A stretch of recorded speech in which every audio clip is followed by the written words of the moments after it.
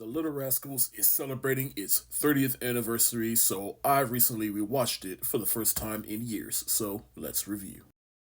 The Little Rascals is about these group of boys that have their own little club called the He-Man Woman Haters Club, but one of their own decides, hey, I actually want to hang out with a girl that I like. And so they spy on him, but then it turns out Alfalfa and Darla, which are the two people that get together, they break up, and so they spend the rest of the Little Rascals. They spend the rest of the movie basically trying to help Alfalfa get back with Darla, win her over from this new kid on the block, while they get into their typical hijinks. Now, I should let it be known that The Little Rascals is based on an old TV show from back in the day, and up until recently, I honestly did not know that it was based off of a TV show. I just thought it was just one of those 90s movies that hit the cultural zeitgeist at the right moment in the 90s. And it's even more evident when I was telling my mom that I watched this movie a couple of nights ago, and she was telling me about how her and her family back in the day, they used to come home from church and catch this show on television in the evening. But as far as my personal experience with this movie, it's one of those movies that I've always heard about, but I didn't watch too much growing up. I mean, if it came on TV, I watched it, but the most I've seen this movie is a trailer that played at the beginning of the VHS tape for the Flintstones, which makes sense because both of those movies were made by Universal. But I've always had a fondness of the Little Rascals, mainly because I was the right age for when this movie came out. And watching with adult eyes, I like it, but don't quite love it, but mainly because I'm watching this movie with adult eyes and things just stand out to me a little bit more than they did whenever I caught this movie on TV. And I know it's basically the point of the Little Rascals, but a bunch of kids acting like adults to the point where they're going out on dates and having all these views and talking as if they know what they're talking about like adults, it was a little bit alarming for me at times.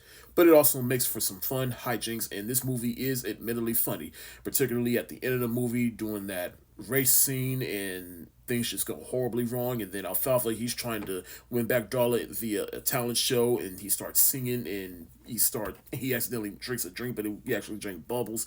But even at the very beginning of the movie, when Alfalfa and Darla are on their little date, and Alfalfa he starts singing, "You are so beautiful," that part was unintentionally funny to me because you just got this little pasty white boy singing his song and he ain't even hit puberty yet. He's trying to sing his little heart out to this little girl.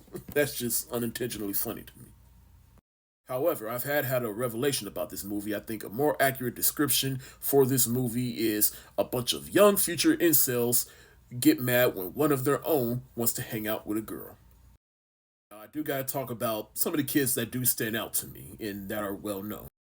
Got Spanky, who's the leader of the club and the best friend of Alfalfa, and he is headstrong about the rules made within the club. But then he eventually changes his tune at the end when he realizes that Darla was the one at the end that saved them and helped them win the race, and so.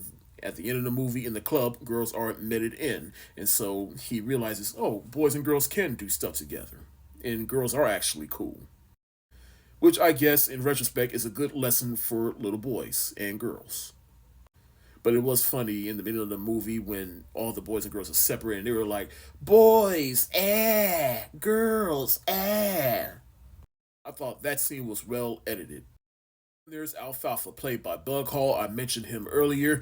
All of his singing was just unintentionally funny to me, and he has a little spike pointing out his head like, brrr. He's a little freckle faced. He's clearly the ladies' man. Froggy, in which for a long time I thought that was that kid's voice, but it turns out that is the voice of E.G. Daily, who you may know as the voice of Tommy Pickles from Rugrats. But Froggy, he's just a weird little kid.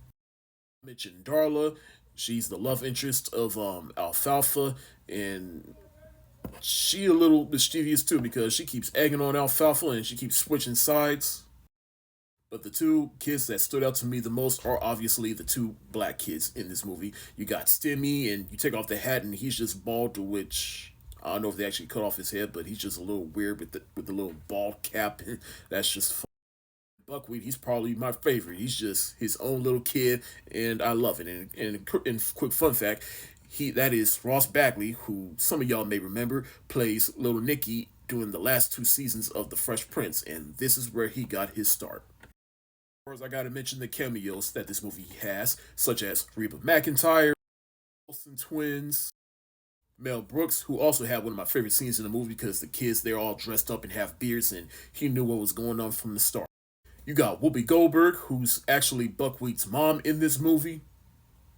Finally, a cameo that, from a certain point of view, didn't age well. Do you like this movie? Did you enjoy it as a kid back in the day? Let me know in the comments section below. But for me, I like this movie, but don't quite love it, but still appreciate it for its cultural significance and how it shaped a lot of childhoods back in the 90s. The movie itself, at least in my very humble opinion, does have elements that I don't think quite age well, but I still enjoyed it and it was a fun little watch. The rating I'm gonna give this movie might piss some people off, but I don't care. It's just my opinion. I'm gonna give The Little Rascals the thumbs up emoji.